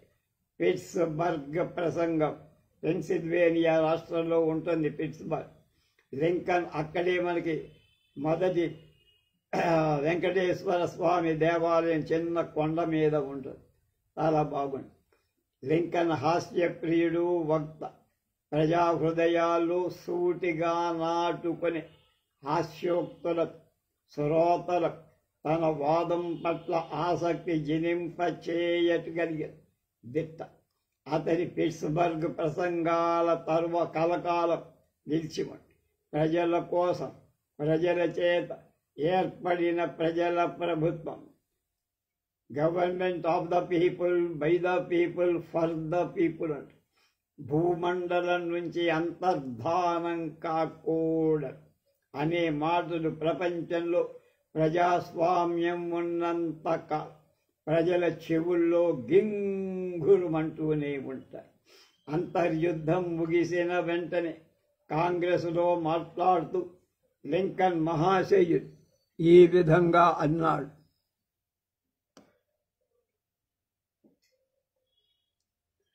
ఎవరి మీద ద్వేషం లేక అందరి పట్ల ఔదార్యం కలిగి భగవత్ సాక్షి ధర్మాన్ని ఆచరిస్తూ మనం తలబెట్టిన కార్యాన్ని పూర్తి చేద్దాం. ఈ జాతికి కలిగిన గాయాలు మాన్పుదాం. యుద్ధం నుంచి బతికి వచ్చిన వీరుల పట్ల, మరణించిన వారి బిడ్డల పట్ల శ్రద్ధ చూపుదాం. మన జాతికి, సమస్త జాతులకు న్యాయమైన, సుస్థిరమైన శాంతి చేకూర్చడానికి అన్ని విధాలా కృషి చేద్దాం. ఈ మాటలు బట్టే గ్రహించవచ్చు అతడి ఉదార బుద్ధి, హృదయ వైశాలి. మన పూజ్య బాపూజీకి లింకన్కు అనేక సామ్యాలు, పోలికలు. నిరాడంబరతో ఇద్దరూ ఒకరు స్వాతంత్రం కోసం, హరిజనోద్ధరణ కోసం, సామాన్య ప్రజల కోసం పోరాడితే మరొకరు నిగ్రోల విముక్తి కోసం, జాతి సమైక్యం, ఉత్తర దక్షిణ ప్రాంతాలు కలిసి ఉండాలి, పాటుపడి. బాపూజీ మన స్వాతంత్రాన్ని హరించిన బ్రిటిష్ వారి పట్ల వ్యక్తిగతంగా ఎలా కక్ష పొరలేదు, లింకన్ బానిస యజమానుల పట్ల, దక్షిణాది ప్రజల పట్ల ఎక్కడా కోపం లేక యుద్ధం తరువాత ఎలాంటి విచారణ లేకుండానే వాళ్ళందరినీ వదిలే నిజాయితీతో, ఉదార బుద్ధిలో ఇద్దరు ఒకటి. బాపూజీ భారతీయులకు ఎలాగో అమెరికాలో వాళ్ళకి లింకన్ అలా ఏబ్ లింకన్ అని చొర ముద్దుగా పిలుచుకుంటారు. ఇద్దరూ హంతకుల తుపాకీ గుళ్లకు గురయ్యను. వారు సాధించిన ఉన్నతాశయాలు ఎక్కువ కాలం చూడలేకపోయారు. స్వాతంత్ర ఫలం వాళ్ళు మానవాతీతులు, దైవాంశ సంభూతులు, అమరులు అన్నమాట జగపతిరావు గారు అన్నారు. చాలా ఖచ్చితమైన మాటలు. కాంగ్రెస్ పెద్దలకు గుణపాఠం నేర్పిన రవీంద్రనాథ్ ఠాగూర్ విశ్వకవి రవీంద్రనాథ్ ఠాగూర్ చిన్నప్పటి నుంచి ఎంతో ఆరోగ్యంగా ఉండేవారు. అసలు చిన్నప్పుడు ఏనాడు ఎటువంటి జబ్బు లేదని, కనీసం ఏనాడు జలుబు కూడా లేదు. ఠాగూర్కు చిన్నప్పుడు బడికి వెళ్ళటం ఎంతో అయిష్టంగా, బడిలో క్రమశిక్షణగా కూర్చోవడం, నియమిత వేళలో చదువుకోవడం, బెల్ టు బెల్ అంటామే అంటే చికాకు. స్వేచ్ఛగా తిరుగుతూ ఉండటం ఇష్టం. చదవటానికైతే బాగుంటుందని స్వేచ్ఛగా. అందువల్ల బడి ఎగ్గొట్టడానికి ఏదైనా కారణం ఉంటే బాగుంటుందని ఆలోచించి మిగతా కుర్రవాళ్ళు ఏదో ఒక నెపంతో జ్వరం వచ్చిందను, జలుబు చేసిందను కారణంతో బడి మానేస్తుంటే తను మాత్రం ఆ అదృష్టం లేదు కదా, నాకు జ్వరం రాదు, జలుబు చేయదు కదా అని బాధపడుతూ ఉండేవారు. తనకు కూడా ఏ జ్వరము మరేదైనా రోగము వస్తే బాగుంటుంది, ఎంచక్కా బడెగ్గొట్టను. అయితే అదేం చిత్రమో కానీ ఠాగూర్ ఆశించిన బడి ఎగ్గొట్టడానికి వీలుగా ఏ చిన్న రోగం ఆయనకు చిన్నప్పుడు రాల. విపరీతమైన చలిలో కూడా సన్నీళ్ల స్నానం. రవీంద్రనాథ్ ఠాగూర్ చదువు నిమిత్తం సంవత్సరన్నర ఇంగ్లండులో ఉన్నాడు. ఆ సంవత్సరన్నర ఎముకలు కోరిక చలిలో కూడా సన్నీళ్లతోనే స్నానం చేసేవాడు. అంత చలిలో సన్నీళ్ల స్నానం చేసిన జలుబు రాల. ఆయన ఆరోగ్యం అంత గొప్ప. ఇంగ్లాండ్లో ఉన్న సంవత్సరన్నరలో రవీంద్రనాథ్ ఠాగూర్ విశ్వవిద్యాలయానికి వెళ్ళింది కేవలం 3 నెలలు. అప్పట్లో ఠాగూర్ చదివే విశ్వవిద్యాలయంలో సుప్రసిద్ధుడైన హెన్రీ మోర్లే ఇంగ్లీష్ ప్రొఫెసర్. ఒకసారి హెన్రీ మోర్లే క్లాస్ విద్యార్థులందరినీ భారతదేశం మీద వ్యాసాలు రాసి తీసుకురమ్మని. ఠాగూర్ తన వ్యాసంలో ఇండియాలో బ్రిటిష్ వారి దుష్ట పరిపాలన తెగనాడుతూ భారతీయులకు స్వాతంత్రం ఇవ్వడం ఎంత అవసరమో వివరిస్తూ రాశారు. ఆ వ్యాసం చూసి ప్రొఫెసర్ హెన్రీ మోర్లే మండిపడతాడేమోనని మర్నాడు క్లాస్ ఎగ్గొట్టు. ఠాగూర్తో పాటు ఆ విశ్వవిద్యాలయంలోని మరో భారతీయ విద్యార్థి మాత్రం తన వ్యాసంలో భారతీయులు పరిపాలనకు అసమర్థులని, ఇంగ్లీష్ వారి పాలనలోనే భారతదేశం సుభిక్షంగా ఉండగలదని ఆ మర్నాడు వ్యాసాలు చదివిన ప్రొఫెసర్ మోర్లే వ్యాసాలన్నిటిలో రవీంద్రుడు రాసిన వ్యాసం ఉత్తమంగా ఉందని మెచ్చుకోవటమే కాక ఆ వ్యాసం క్లాస్ అంతటికీ చదివి వినిపించి, అంతేకాక భారతీయుని విమర్శిస్తూ వ్రాసిన మరో భారతీయ విద్యార్థిని ఉపాధ్యాయుల మెప్పు కోసం ఇలాంటి వ్యాసాలు రాసి తోటి భారతీయుల్ని కించపరచటం భావ్యం కాదు. ఆ విద్యార్థిని మెత్తగా మంది. ఆ రోజు భయపడి క్లాసుకు రాకుండా ఎగ్గొట్టిన ఠాగూర్ విషయం తెలుసుకొని ప్రొఫెసర్ మోర్లే ఇంటికి వెళ్ళి క్లాసుకు రానందుకు క్షమాపణ చెప్పుకొని ఆయన విశాల హృదయాన్ని మెచ్చుకొని సంధ్యా సంగీతం రవీంద్ర ఠాగూర్ 20 ఏళ్ల వయసులో సంధ్యా సంగీతం అనే ఒక చక్కటి రచన చేశారు. రవీంద్రుడు ఈ సంగీత రచన గంగా ప్రవాహంలా పరవళ్ళు తొక్కి. ఈ రచన చదివిన సుప్రసిద్ధ బంకించంద్ర చటర్జీ మెచ్చుకొని చదివిన మర్నాడు బంకించంద్ర ఒక వివాహానికి వచ్చి బంకించంద్ర చటర్జీ గుర్ర బగ్గి దిగటంతోనే గృహ యజమాని ఆయన్ని ఆహ్వానిస్తూ పూలదండ వేయబోగా, ఈ దండ వేయాల్సింది నాక్క అడుగు. ఆ యువ కవి రవీంద్రనాథ్కు మీరు సంధ్యావందనం చదవలేదా అంటూ ఆ పూలదండను పెళ్లికే వచ్చి కొంచెం ఎడంగా నిలబడ్డ రవీంద్రనాథ్ ఠాగూర్ వద్దకు వెళ్ళి ఆయన మెల్లో ఆ పూలదండ వేసి కౌగలించుకొని కాంగ్రెస్ పెద్దలకు గుణపాఠం. రవీంద్రనాథ్ ఠాగూర్ పాశ్చాత్య వేషధారణ ఏవగించుకున్నారు. అలాగే మాతృభాష వదిలేసి ఇంటి వద్ద కూడా ఇంగ్లీష్లో మాట్లాడటం సహించరాని విషయం అనేవారు. తల్లిపాలు తాగిన బిడ్డ ఏ విధంగా బలంగా ఆరోగ్యంగా ఉంటాడు, అలాగే మాతృభాషలో అధ్యయనం చేసిన విద్యార్థి కూడా ఏపుగా ఎదుగుతాడని ఆయన అన్నారు. ఒకసారి కలకత్తాలో కాంగ్రెస్ సభలు జరిగి ఆ సభలు ముగిసినాక ఒక పెద్ద మనిషి కాంగ్రెస్ నాయకులందరికీ పెద్ద విందు చేశారు. ఆ విందుకు ఠాగూర్ కూడా ఆహ్వానిస్తే వెళ్ళారు. విందుకు వచ్చిన కాంగ్రెస్ పెద్దలంతా ఇంగ్లీషు పద్ధతులు సూటు బూటు వేసుకు రాగా ఠాగూర్ ఒక్కరే పంచ కట్టుకొని కండువా వేసుకొని విందు కాగానే వచ్చిన పెద్దలు ఠాగూర్ను ఒక పాట పాడమని కోరగా సూటు బూటు ధరించిన ఆ పెద్దలని ఉద్దేశించి ఈ విధంగా ఆశువుగా అప్పటికప్పుడు ఒక పాట పాడు. అడగకండి పాడమని నన్ను అడగకండి, నవ్వుతాలకైనా విషయం అవునేంకు, సంబరాలకైనా వేడుక పగటి వేషమా ఇది, సిగ్గుచేటు గాథ కాది, పేద జనుల ఆశయాలు వారి నెట్వర్పుల వేదనాస్తుల పాపమెరుగా నట్టి ప్రేలాపమ్ములేలా. చెంప చెల్లుమంటనిపించిన కాంగ్రెస్ పెద్దలు ఒక్కొక్కరు నెమ్మదిగా అక్కడి నుంచి జారుకున్నారట. ఠాగూర్ గాంధీజీ అభిప్రాయ భేద.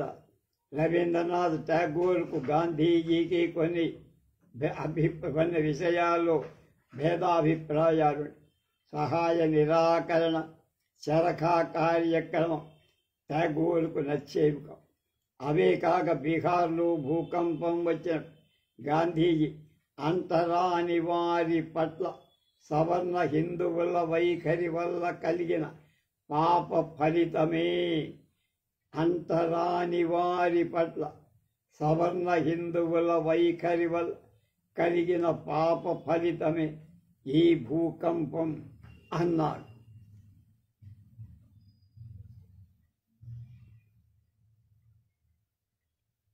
ఠాగూర్ అందుకు తన వ్యతిరేక తెలియజేస్తూ ఈ విధంగా మూఢనమ్మకాలను ప్రోత్సహించడం దేశానికి అరిష్టం గాంధీ అన్నాడు.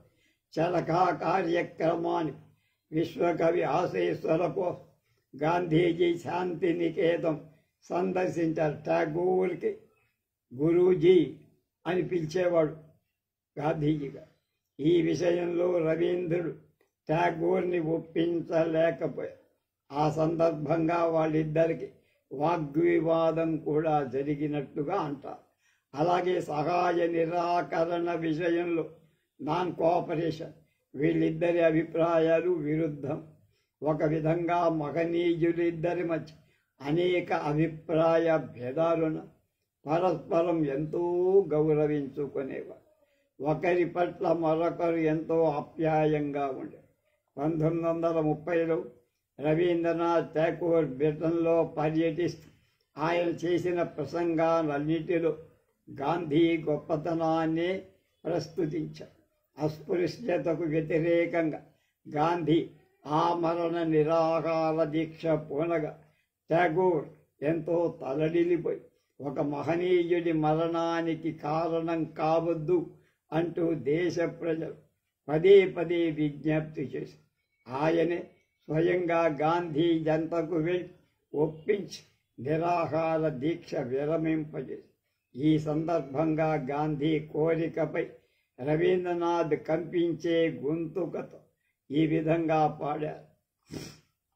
ఎదగట్టిబడి ఎండిపోయిన వేళ నీ కరుణామృత వృష్టి కురియని, జీవితాన స్వగసరంతయమై అంతమైన నీ గాన మాధురి నాకు సోకని. 1940లో ఠాగూర్ అకస్మాత్తుగా జబ్బుపడ్డాడు. గాంధీజీ ఆందోళన చెంది ఠాగూర్ క్షేమం విచారించి రమ్మని తన కార్యదర్శి మహదేవ్ దేశాయిని పంపారు. రవీంద్ర ఠాగూర్ అప్పటికి కాస్త తేరుకొని కళ్ళు తెరిచి మహదేవ్ దేశాయి ద్వారా గాంధీజీ ఆందోళన వినటంతో కన్నీరు కాచి బాగా స్వస్థత చిక్కాక గాంధీజీ గురించి ఒక పద్యం చెప్పారు. మేము గాంధీజీ అనుయాయులం, కొందరం ధనికులం, మరికొందరు పేదలం, కానీ లేదు మాలో బులపాడం, లేని వాళ్ళ కడుపు కొట్టి బలిసే వ్యామోహం, నూరేళ్లను అసలే భరించలే. ఠాగూర్ 80వ జన్మదినోత్సవ సందర్భం గాంధీజీ 80 ఏళ్ళు చాలు, 100 ఏళ్ళు జీవించు ప్రేమతో అంటూ అభినందనలు పంపితే సమాధానంగా విశ్వకవి రవీంద్రుడు ఏమన్నాడు? కృతజ్ఞత, 80 ఏళ్ళే చాలా ఇబ్బందిగా ఉంటే 100 ఏళ్ళు నేను సహించలేను బాబు అన్నారు. అహింసా యోధుడు ఖాన్ అబ్దుల్ గఫార్ ఖాన్. శ్రీ గఫార్ ఖాన్ జీవితం పరిశీలిస్తే ఆయన పడ్డ కష్టాలు ఏ రాజకీయవేత్త, ప్రజానాయకుడు పడలేదేమో అని. ఒక తన జాతి ప్రజల కోసం చేసిన త్యాగం ఎనలేదు. ఆయన జీవితంలో 30 ఏళ్ళు జైల్లో గడిపి తన ఆస్తినంతా కోల్పోయారు. జైలు జీవితంలో ఆరోగ్యం బాగా దెబ్బ. ఏనాటికైనా బెలూచిస్తాన్ నుంచి చిత్రాల్ వరకు ఉన్న పఠాన్లందరినీ ఏకం చేసి పాకిస్తాన్ పాలన నుంచి విముక్తి చెందించి స్వయం ప్రతిపత్తి సాధించాలని ఆ మహనీయుని ఆశయం. అందుకోసం ఆయన జీవితాంతం పోరాడారు. పఠాన్ల నాయకుడైన జననం బాల్యం ఖాన్ అబ్దుల్ గఫార్ ఖాన్ సరిహద్దు రాష్ట్రంలోని హస్తనగర్ వద్ద ఉన్న ఉస్మాన్ జాయ్ అనే గ్రామంలో 1890లో పుట్టారు. శ్రీ గఫార్ ఖాన్ తండ్రి బహరం ఖాన్ గ్రామ పెత్తందారు. బహరం ఖాన్ గ్రామ పెత్తందారైన అహంకారం దర్పం లేనివాడు అతి అణకువగా ఉండే. గఫార్ ఖాన్ ప్రాథమిక విద్య పెషావర్లోని మున్సిపల్ బోర్డు స్కూల్లో సాగి ప్రాథమిక విద్య అయిన తరువాత మిషన్ స్కూల్లో చేరారు. బరానీ కారా అనే వ్యక్తి గఫార్ ఖాన్కు సేవకుడుగా ఉండేవాడు. బరానీ కాక గఫార్ ఖాన్కు సైనికుల గురించి, వాళ్ళ ధైర్య సాహసాల గురించి అనేక కథలు చెప్పారు. గఫార్ ఖాన్ ఇవన్నీ విని ఉత్తేజం పొంది ఏనాటికైనా తను కూడా గొప్ప సైనికుడు కావాలని ఉబిళ్ళూరేవాడు. జీవితంలో మొదటి హై స్కూల్ విద్య పూర్తి కాగానే గఫార్ ఖాన్ సెంజన్లో కమిషన్డ్ ఉద్యోగంలో 6 అడుగుల 3 అంగుళాల ఎత్తు స్ఫురద్రూపం కలిగిన గఫార్ ఖాన్ తేలిగ్గా సైన్యంలో తీసుకున్నారు. అంటే పెద్ద ఇబ్బంది లేదు. సైన్యంలో చేరాక ఒకరోజు గఫార్ ఖాన్ పెషావర్లో తన స్నేహితుడిని ఒకరిని చూడటానికి వచ్చి, ఆయన కూడా సైన్య ఆఫీసర్, ఇద్దరూ బజార్లో నిలబడి మాట్లాడుకుని అప్పుడు ఒక ఆంగ్లేయ సైన్యాధికారి అటు వెళుతూ గఫార్ ఖాన్ స్నేహితుడిని చూసి ఏవో అవాకులు చవాకులు పేరు. ఈ సంఘటన గఫార్ ఖాన్ జీవితాన్నే మార్చి సైన్యంలో ఉద్యోగాన్ని వెంటనే రాజీనామా చేసి తిరిగి పై చదువులు చదవటానికి ఉపక్రమి.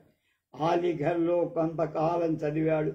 లండన్ వెళ్ళి చదవాలని కోరిక, వెళ్ళటానికి అంతా సిద్ధం చేసుకున్నాడు.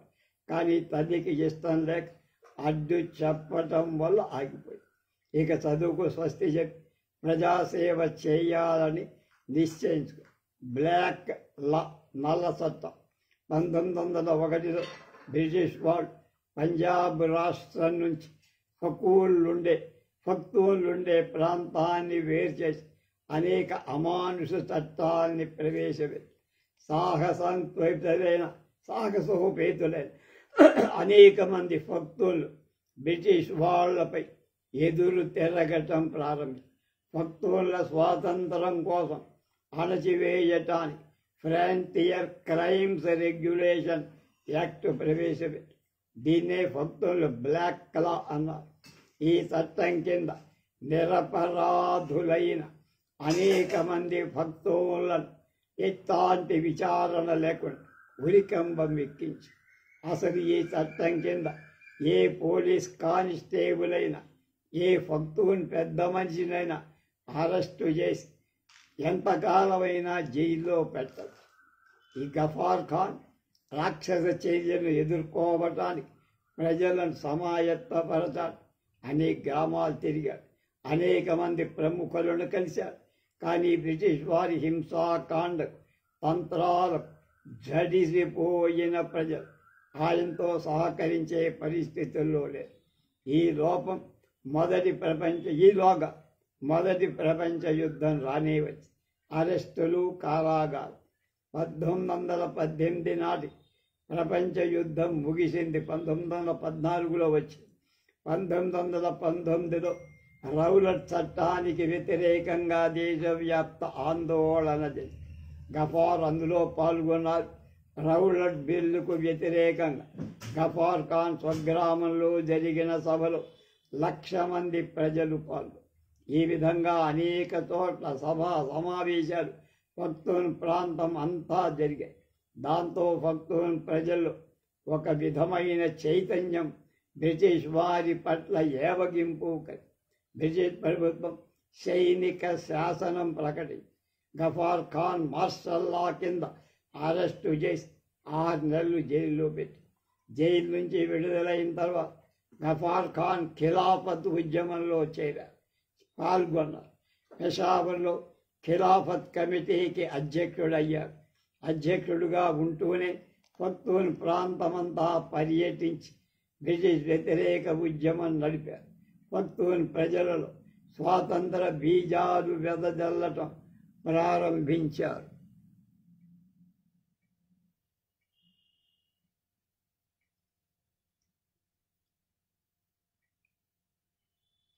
గఫూర్ ఖాన్ ఉపన్యాసాలకు కంగారు పడిన ప్రభుత్వం, బ్రిటిష్ ప్రభుత్వం 1921 డిసెంబర్లో బ్లాక్ లా కింద అరెస్టు చేసి 3 ఏళ్లు జైలు శిక్ష ఈయనకు విధించారు.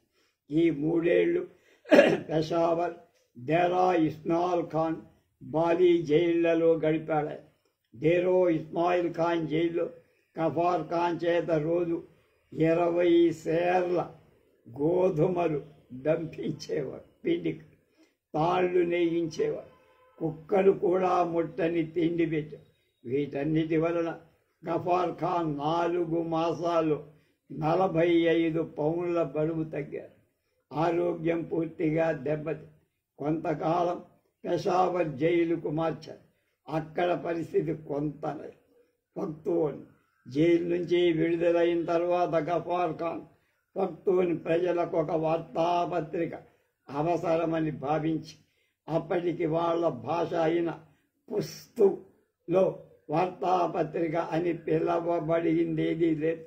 1928లో పఖ్తూన్ అనే పేరుతో గఫార్ ఖాన్ వార్తాపత్రిక ప్రకటించారు. పఖ్తూన్ అనతి కాలంలో విశేష ప్రచారం పొందింది. గాంధీజీ హరిజన్ పత్రిక ఇండియాలో ఎంత ప్రచారం పొందిందో పఖ్తూన్ పఠాన్ ప్రజల్లో అంత ప్రచారం పొంది.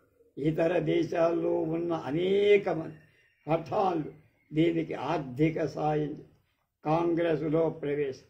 1928లో ఖిలాఫత్ సమావేశం కలకత్తాలో జరిగింది.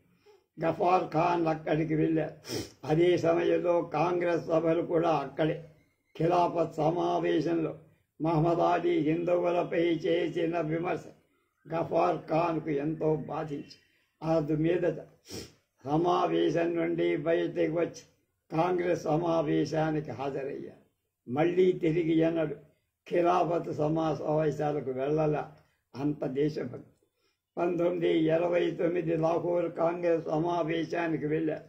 ఆ సమావేశంలో దేశ స్వాతంత్ర్యం కోసం ఎన్ని త్యాగాలకైనా వచ్చి పోరాడాలి అని నిశ్చయించబడి గఫార్ ఖాన్ కాంగ్రెస్ తీర్మానాలు మద్దతు పొందటానికి పఖ్తూన్ ప్రాంతమంతా పర్యటన, గ్రామాల్లో సభలు పెట్టారు. గ్రామాన కమిటీలు ఏర్పరిచారు. ఈ విధంగా పఠాన్లలో స్వాతంత్ర ఉద్యమం వ్యాపింపచేస్తున్న గఫార్ ఖాన్ బ్రిటిష్ ప్రభుత్వం 1930లో అరెస్ట్ చేసి ఈ అరెస్టులో పఠాన్ ప్రజలు రెచ్చిపోయి ప్రదర్శనలు చేసి బ్రిటిష్ ప్రభుత్వం సైన్యాన్ని పంపి కాల్పులు జరిపి కొంతమంది చనిపోయారు. ప్రజలు గఫార్ ఖాన్ ఉంచిన జైలును ముట్టడించారు. గఫార్ ఖాన్ ప్రజలను శాంతియుతంగా ప్రవర్తించమని పదే పదే ప్రార్థించడంతో పరిస్థితి అదుపులోకి వచ్చి ఎర్ర చొక్క సరిహద్దు రాష్ట్రంలో బ్రిటిష్ వాళ్లకు వ్యతిరేకంగా 2 ఉద్యమాలు నడిచాయి. ఒకటి హింసాయుతమై ఇది ఎంతో కాలం నిలవాలి. రెండవది గఫార్ ఖాన్ ఆధ్వర్యంలో నడిచే అహింసాయుత ఉద్యమం. గఫార్ ఖాన్ అనుయాయుల్ని ఖుదైతిద్ మద్గర్స్ అనేవారు. అంటే భగవంతుడి ఉద్యమానికి సేవకులను. వీరంతా యూనిఫారంగా ఎర్ర చొక్కాలు ధరించేవారు. అందువల్ల వీళ్ళని రెడ్ షర్ట్స్ అనే పేరుతో పిలిచారు. బ్రిటిష్ వాళ్ళు ఎర్ర చొక్కాల వారిని నానా హింసలు పెట్టేవారు. ఉదాహరణకు వారేం చెయ్యకపోయినా కేవలం పికెటిక్ చేసినట్టు ఎర్ర చొక్కాల వాళ్ళు దిగంబరంగా బజార్లలో నడిపించేవారు. ఈ విధంగా అనేకమైన విధాలుగా అమానుషంగా హింసించేవారు. వాళ్ళ గ్రామాలను ముట్టండి అనేక రోజులు మిగతా ప్రపంచంతో సంబంధం లేకుండా ఆహార ధాన్యాలు సరఫరా కాకుండా చేసి ఎన్ని చేసినా ఎర్ర చొక్కాల వాళ్ళ ధైర్యం సడల. తర్వాత వారి సంఖ్య పెరిగింది కూడా బాగా. గఫార్ ఖాన్ గాంధీ ఇర్విన్ ఒడంబడిక ప్రకారం రాజకీయ ఖైదీలందరినీ వదిలారు. కానీ గఫార్ ఖాన్ని మాత్రం ప్రభుత్వం వదల. గాంధీ ఇర్విన్తో మాట్లాడి ఒత్తిడి తెచ్చిన తర్వాత మాత్రమే గఫార్ ఖాన్ విడుదలయ్యారు. విడుదలైన తర్వాత గఫార్ ఖాన్ హింసాకాండ రెచ్చగొడుతున్నాడనే నెపం వేసి గాంధీజీని కూడా నమ్మించి ఆయన అనుమతితో అరెస్టు చేయాలని బ్రిటిష్ వాళ్ళు చూశారు. కానీ అది కుదరలా, పప్పులు ఉడకల. గఫార్ ఖాన్ గాంధీజీని బార్జోలీలో కలుసుకొని సుదీర్ఘంగా చర్చలు చేసి పక్తూళ్ళ పరిస్థితి, తన ఉద్యమం గురించి విపులంగా వివరించి చెప్పి సరిహద్దు రాష్ట్రంలో గాంధీని పర్యటించమని కూడా కోరారు. ఆ విధుల గాంధీజీ వైస్రాయికి ఉత్తరం రాశారు. తమ పరిహద్దు రాష్ట్రంలో వైస్రాయి అంగీకరించారు. దాంతో బ్రిటిష్ వాడు గఫార్ ఖాన్పై ఆరోపిస్తున్నవన్నీ అబద్ధాలు, బూటకాలంటే గాంధీజీ గఫార్ ఖాన్కు తన ఉద్యమం కొనసాగించవలసిందిగా అనుమతి ఇచ్చారు. దేశ విభజన, గఫార్ ఖాన్ నిరాశ. 1945 ఎన్నికల్లో గఫార్ ఖాన్ పాల్గొనకూడదని మొదట అనుకున్నారు. కానీ తర్వాత రంగంలో దిగక తప్ప ఎర్ర చొక్కాలతో వాళ్ళకి వ్యతిరేకంగా బ్రిటిష్ వారి మద్దతుతో ముస్లిం లీగ్ పోటీ చేశారు. బ్రిటిష్ వాళ్ళు ఎన్ని మాయోపాయాలు పన్నినా ముస్లిం లీగ్ దారుణంగా ఓడిపోయింది. గఫార్ ఖాన్ వర్గం పెద్ద మెజారిటీతో గెలిచింది. అంతలో అమాత్య రాయబారం ఇండియాకి వచ్చింది. మినిస్టీరియల్ రాయబారం. అమాత్య రాయబారంతో చర్చలు జరపడానికి నిర్ణయించబడిన 9 సభ్యుల్లో ఖాన్ అబ్దుల్ గఫార్ ఖాన్ కూడా. ముస్లిం లీగ్ ప్రత్యేక పాకిస్తాన్ నినాదం తీవ్రతరం చేసి హిందూ ముస్లిం కలహాలు రెచ్చగొట్టి గఫార్ ఖాన్ బీహార్ రాష్ట్రంలో పర్యటిస్తూ మత కలహాలు నివారించడానికి, కష్ట నష్టాలకు గురైన వారు ఓదార్చడానికి చాలా కృషి చేశారు. దేశ విభజన విషయం కాంగ్రెస్ కార్యవర్గంలో చర్చకొచ్చి విభజనకు పటేల్, రాజాజీలు అనుకూలత చూపగా గాంధీ గఫార్లు వ్యతిరేకి అనేక తర్జన భర్జనలు జరిగాక చివరికి కాంగ్రెస్ కార్యవర్గం ఎక్కువ మంది విభజనకే నిర్ణయించింది. అంతేకాదు సరిహద్దు రాష్ట్రంలో జనవాక్య సేకరణ తీసుకోవాలని కూడా నిశ్చయించారు. జనవాక్య సేకరణది గఫార్ ఖాన్ ఏమాత్రం ఇష్టం. అంటే ఇండియా మొత్తం కలిసి ఉండాలి, లేకపోతే పఖ్తూన్ ప్రాంతం స్వతంత్ర రాజ్యంగా ఉండాలని ఆయన ఆశ. మత ప్రాతిపదికపై పఖ్తూన్ పాకిస్తాన్లో చేరాలు అనటం ఆత్మహత్య సదృశమని ఆయన భావించారు.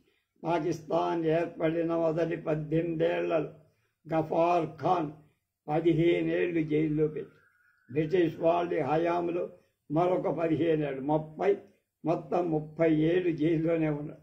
జైల్లో గఫార్ ఖాన్ బహు అమానుషంగా చూసి గఫార్ ఆస్తినంతా స్వాధీనం చేసుకున్నది పాకిస్తాన్. అనేక మంది గఫార్ ఖాన్ వర్గీయులు జైల్లో పెట్టించడము, చంపడము చేశారు. పాక్ నియంత్రణ పిసినారి పెద్ద నిజాం నవాబ్. పిసినారి పెద్దల గురించి చెప్పాలంటే ముందు మాజీ నిజాం నవాబ్ ఉస్మాన్ అలీ ఖాన్ గురించే ప్రపంచంలో కల్లా భాగ్యవంతుడుగా ప్రసిద్ధి పొందారు మీర్ ఉస్మాన్ అలీ ఖాన్. విచిత్ర వ్యక్తి. ఆయన అలవాటు చూస్తే ఎవరికైనా అసహ్యం కలుగు. గుడ్డ ఆదా కోసం 5 అడుగుల 3 అంగుళాలు మాత్రమే, 5'3", కేవలం 90 పౌండ్ల బరువు కలిగిన నైజాంలకు అతి చౌకగా దొరికే గుడ్డతో చొక్కాలు కుట్టించుకుని తొడిగే పైజామా తన కొలతకు సరిపడ బారుగా కుట్టించుకునేవాడుగా. గుడ్డ ఆదా అవుతుందని 1-2 అంగుళాలు తగ్గించి కుట్టించుకొని పైజమా చూసేవాళ్ళకి ఎగలాక్కుపోయినట్టు సగం కాళ్ళు కనబడుతూ అసహ్యంగా ఉండేది. జీవితాంతం ఒకే చోట. ఆయన జీవితాంతం ఒకే ఒక్క టోపీతో కాలక్షేపం చేశాడు. మనకు తెలియదు. ఆ టోపీ నిండా పేరుండే. ఆయన చెప్పులు హవాయి స్లిప్పర్లు మాత్రం. వాటిని కూడా బజార్లో అతి తక్కువ ధరకు కొనేవాడు. ఆయన కాల్చే సిగరెట్ అన్నిటికంటే చార్మినార్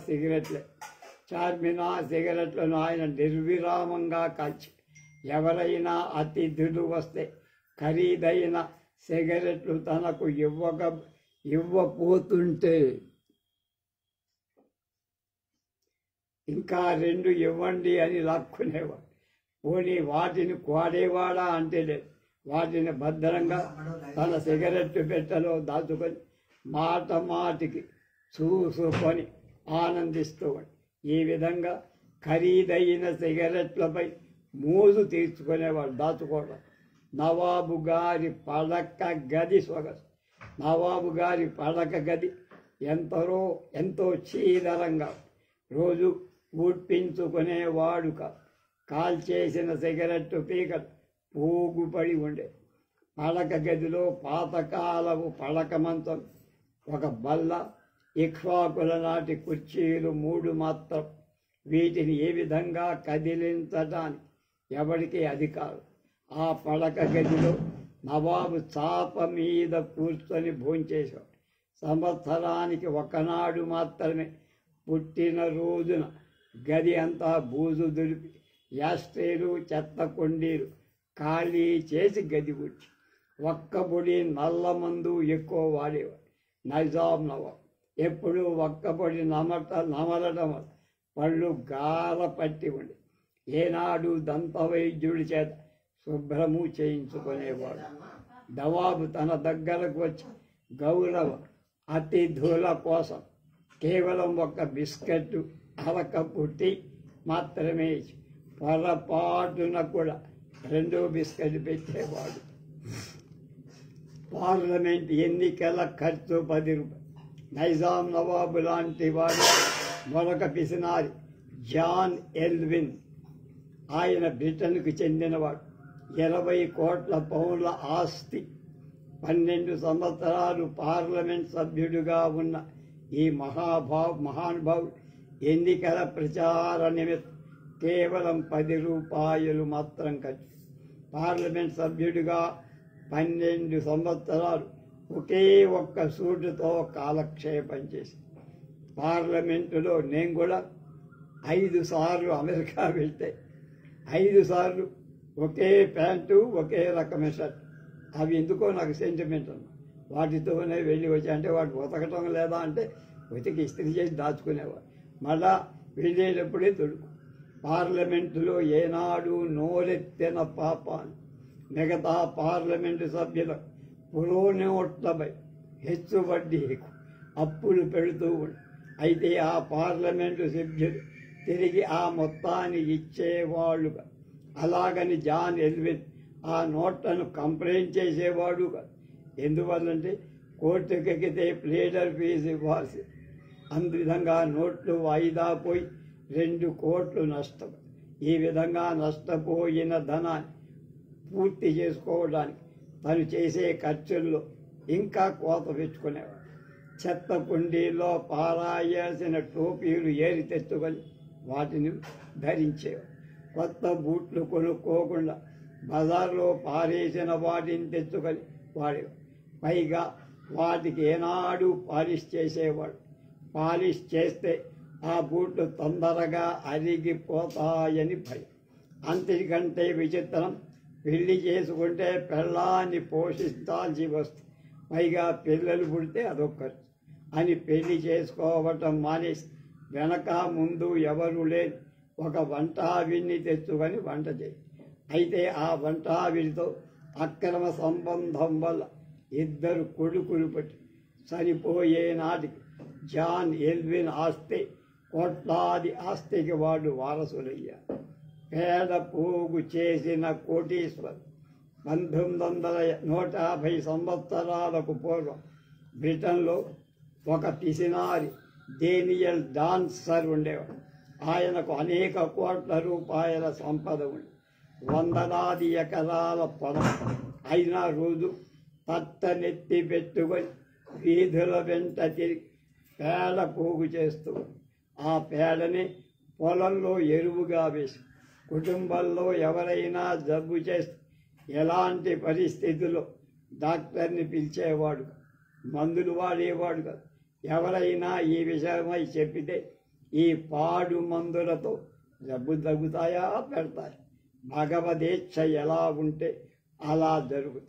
40 కోట్ల ఆస్తి ధర్మాసుపత్రి వైద్యం. ఒక అమెరికాకు చెందిన పిసినారి పెద్దమ్మ హెత్తి గ్రేస్ వీళ్ళందరినీ మించిపోదు. ఈవిడకు 40 కోట్ల రూపాయల ఆస్తి. ఒక్కొక్క కొడుక్కి కారు ప్రమాదంలో కారు విరిగితే డబ్బు ఖర్చు పెట్టాల్సి వస్తుందని ప్రైవేట్ ఆసుపత్రికి పోకుండా కానీ ఖర్చుల ధర్మాసుపత్రిలో ధర్మాసుపత్రి వాళ్ళు సరిగ్గా వైద్యం చేయకపోవటం సెప్టిక్ అయి వాడి కాలు తీసేయాలి వచ్చింది. అయినా కానీ ఖర్చు లేకుండా వైద్యం జరిగిందని ఆ మహాతల్లి సంబరపడు తప్ప కొడుకు కాలు పోయిందని చింతించ. ఈ మహాతల్లి ఈ మధ్యనే కోట్లాది రూపాయల సంపద కాలు లేని కొడుకు అప్పగించి సరిపోయి. ఇలాంటి మహనీయుల ముచ్చట చక్కగా చెప్పి మనందరికీ ఎన్నో కొత్త విషయాలు తెలియచేశారు శ్రీ వేమూరి జగపతిరావు గారు. మేము నమస్కరిస్తూ ఈ కార్యక్రమం ఇంతటితో ముగిసింది. రేపు ఇంకొక కొత్త పుస్తకంలోకి ప్రవేశిస్తాం. స్వస్తి.